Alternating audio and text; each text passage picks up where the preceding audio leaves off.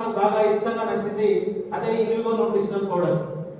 అన్ని రకాల vitamins, minerals, DHA formula, docosahexaenoic acid చిన్న పిల్లలకు ఎలాంటి ప్రాబ్లం ఉన్నా కంట్రోల్ అవుతుంది, రాకుండా ప్రొటెక్ట్ చేయగలిగేటువంటి ఒక powerful DHA formula, vitamins, minerals అన్ని చూసి పాప యూజ్ చేయించాం.